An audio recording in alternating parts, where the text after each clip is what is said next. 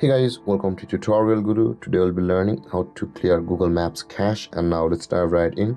Now, to clear the cache of the Google Maps application on your phone, we'll be required to open the settings of the phone and not the Google Maps application itself. And after opening your settings on your phone on this interface, scroll down until you can find the apps option over here.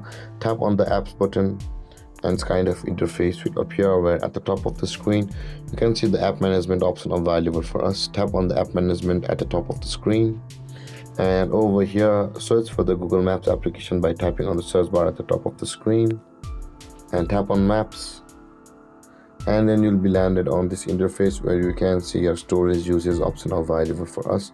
Tap on storage usage, and over here you can see the clear cache button available for us over here at the bottom right corner of the list. Tap on the clear cache button, and then the cache memory of the Google Maps application will be clear on your phone.